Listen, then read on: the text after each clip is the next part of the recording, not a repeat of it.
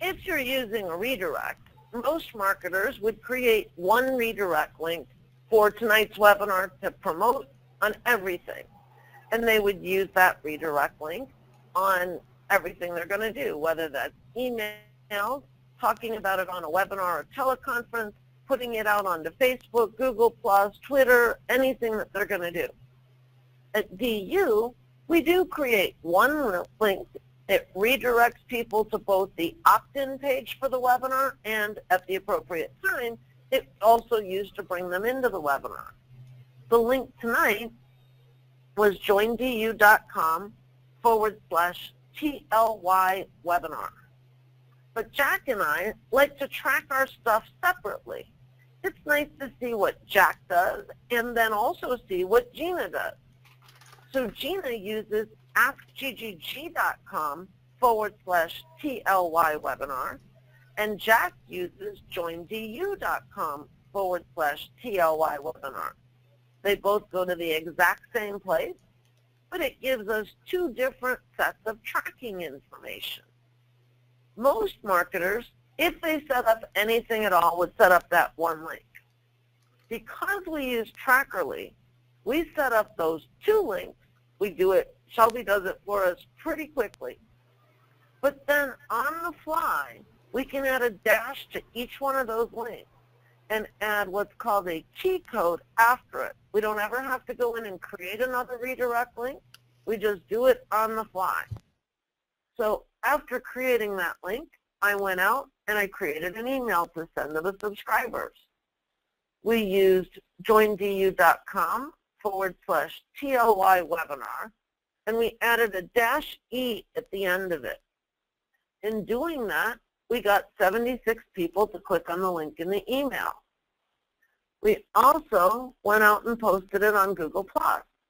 joindu.com/TLY webinar, and we added a -G so we could track it separately. 38 people clicked on it. Then we went and also posted it on Facebook. joindu.com/TLY webinar -FB. -FB2 is when we shared it from our event to a page and the profile. We got 6 clicks on the event. We got 16 clicks on the profile and the page.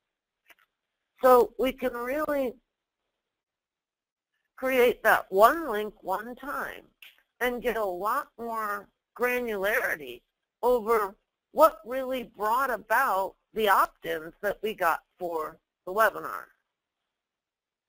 The other really cool thing about using Trackerly is, and I didn't even realize that this was going to happen until I went to pull up this report for you guys today.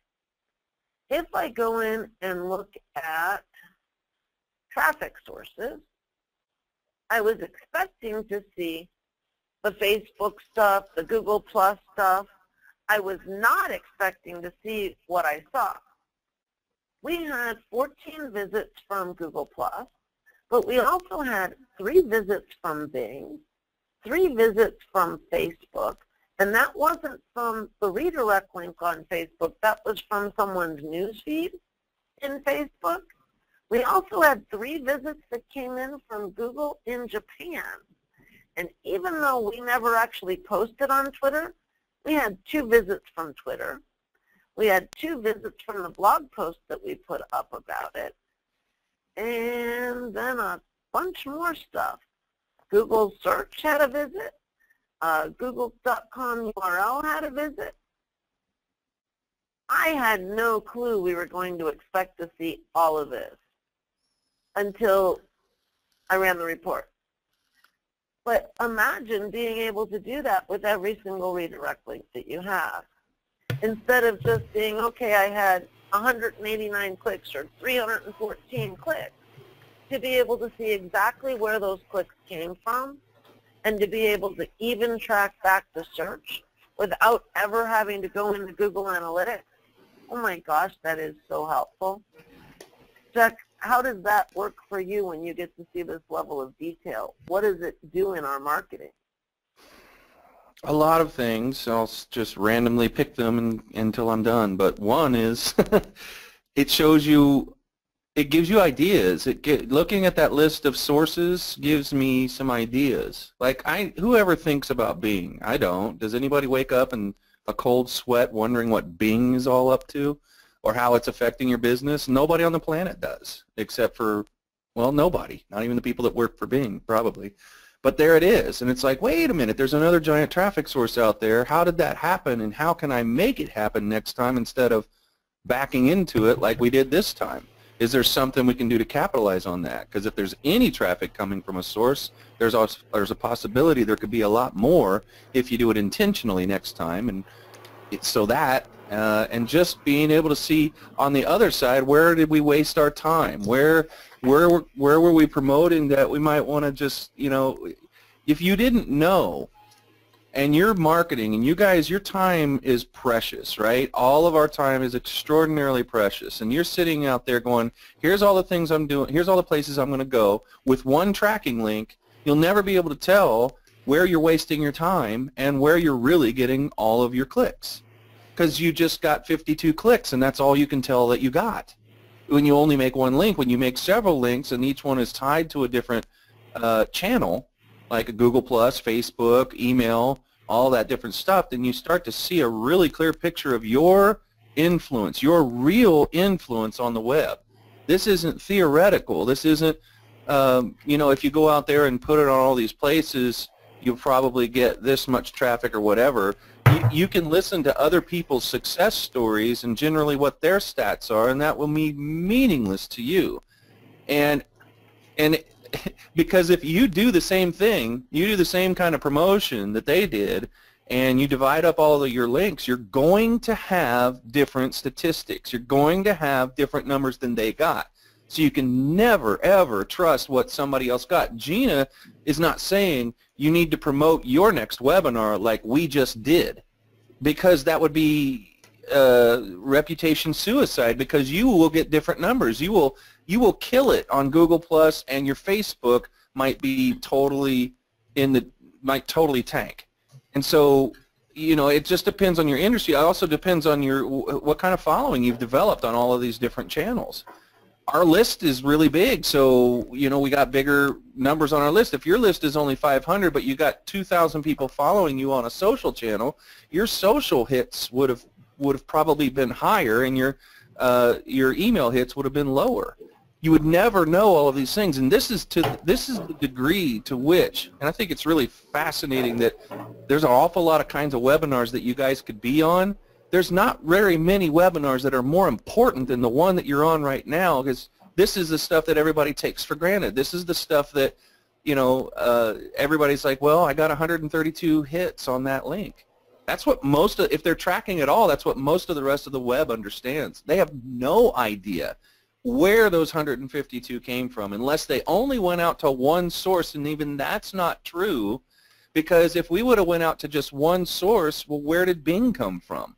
Where did those shares come from? If we just went out to one source, then our number of hits on our Facebook link should only be the number of hits that actually clicked from when we put the Facebook link on our page on Facebook. Yet you've just seen that there were other Facebook clicks that originated from that, because what happens on Facebook, if somebody likes your update, they can share it.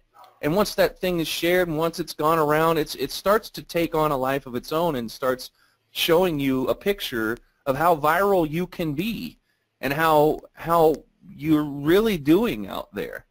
And knowing that and just hearing that maybe for the first time, experiencing this for the first time, you can start to understand how when I work with a new client, when we bring somebody in, I always consider them lost.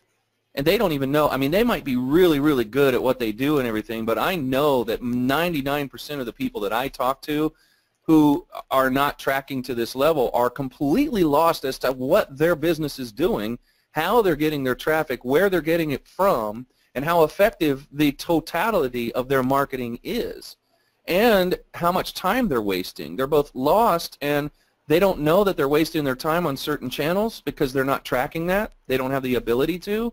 Therefore, they keep doing that. It's part of their editorial calendar. When I make a blog post, or when I have a webinar, when I have a launch, a promotion, of a new funnel, a lead capture, whatever, these are all the things I do. And they have no idea that 10% of the things are a total waste of time, and those things might even take a lot of time to do. They just feel like they should be there because all the experts say you ought to be, you know, really focusing a huge amount of time on this social channel or this social site. Well, they don't know how many people you follow or follow you on that channel, so how could they possibly say that where you should be spending your time is on a social channel or on a marketing tactic that you don't even, you know, have a lot of following on, that isn't going to be impactful because you haven't spent any time there building that up. These are all the things that you start to learn when you look at this stuff at this level. And this is the only tool on the planet that, I mean, there isn't like, well, I could do this with something else. There's not actually anything else that you could do this with. And it's fascinating to me. When I first got in here, though, when I joined Gina over 2 years ago, I'd never seen anybody with so many tracking links. And there's more now than there were 2 years ago, but it was thousands back then. And I'm like, what are you doing? One of the things that you guys didn't see when she first logged in was that she had 5,800 some links and 2,000 and some destinations. That means that she really, really varies the number. She makes multiple links out of a lot of things that go to the same destination. She was only at 2,008 some or something like that destinations. And so that kind of proves mathematically that she does this all the time. And I think that's, John, what kind of freaked you out when you first took a really close look at her account, right? Well, actually, it was her telling me. I've got clients who've got a lot more links than Gina, believe it or not. I've got clients with hundreds of thousands of links, but I don't know if anyone's using it quite the way Gina and you guys are with all your naming conventions and all of the different ways that you're able to look at your data, which is kind of what I intended, what I had hoped people would be able to get. So I know that you guys are getting the value out of this software in ways that not many other people are. I mean, they're getting value, but you're taking it to a whole new level, and it's the level I intended. So it's beautiful. This next report's going to illustrate that even better, and okay, it's going to good. talk a little bit about our naming conventions as well. And Gina, what you name your links. Go ahead. I was just going to say, one of the things that we're talking about is having multiple redirect links going to, you know, one or more destinations, and it would be great to see like the reports on the destinations. I kind of want to like take over your screen at some point and on one of these reports and show a couple of things. But anyway, go ahead and we'll continue, because this is exciting stuff that we're getting into. How we name our links is critical for being able to really make use of them in our marketing. Jack constantly is cracking up on calls because he's like, yeah, I bet Gina even has a link for the Eagles. And I do. AskGGG.com/Eagles. The Decorah, Iowa Eagles that I watch all the time. AskGGG.com/Eagles1. The Southwest Florida Eagles that I watch all the time. I have favorite recipes, and on phone calls, like to my mom, I might say, Mom, that chicken francais that I tried last week was incredible. AskGGG.com/chicken francais will get you to my favorite chicken francais recipe. I name them in a way that makes it easy for me to remember, and I have Ask GGG and Join DU linked to all kinds of different things. It doesn't matter what it is. If it's a link to something that might have an affiliate program, I'd almost be able to guarantee you that the link doesn't just go to the page, it goes to an affiliate link. And so people have gotten accustomed over the years to just trying to figure out the link if they don't remember what it was or they didn't write it down. And 99% of the time they guess right. And it often results in affiliate commissions and sales that I wouldn't have gotten without those redirect links. Nice. Today, web TV shows and podcasts and radio shows are being used more widely than they ever have before. Jack and I do a radio show on Tuesdays at noon Eastern. I've been doing this show for 5 years. It wasn't until last year that I finally came up with the epitome of the system for how we were going to name our links. And that's what I want to show you guys right now. Since December, when I came up with this naming system, We have had a total of 4,621 visitors to our redirect links for our shows. Every episode since then has its own separate link that goes directly to an episode of the show, rather than just askggg.com or even joindu.com/radio, which gets you the overall show. Every episode also has its own individual link. And we started doing that so that we could track which guests really were pulling in a bigger audience. You saw in this little graph how much bigger February's clicks were to any of the other months. What caused that? I can see because every episode has its own set of tracking links. Steve Dar. Steve Dar was an episode we did at the end of February. It had 1,799 clicks, and those clicks came specifically from Google+, because Steve Dar has a huge following, and he decided to share being on our show on Google+. If all I had was just the main link for /radio, we never would have realized that Steve Dar had done that on Google+. So check out the way that we've decided to name our show link. For every episode, after the .com /, there's an R and a number. R14 would be for an episode in 2014, R15 for an episode in 2015, R16 for next year's shows. After that, another /. It then starts with the guest's first name, so Steve Dar would be Steve, followed by the first two letters of their last name, Steve D.A.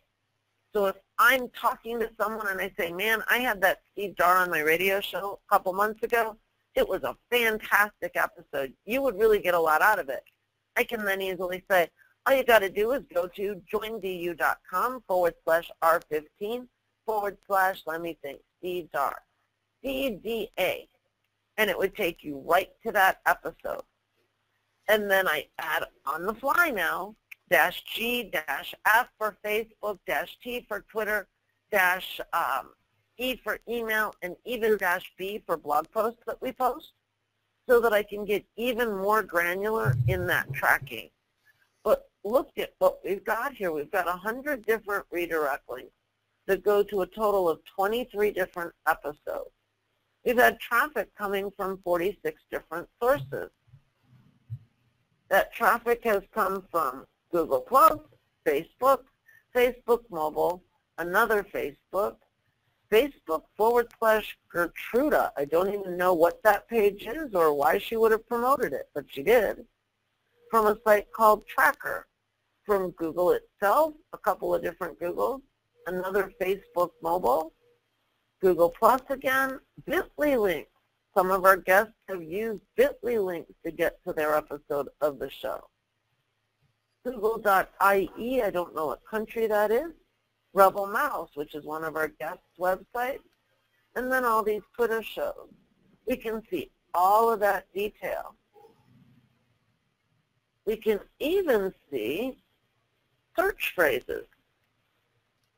People have actually searched and found episodes of the radio show on search.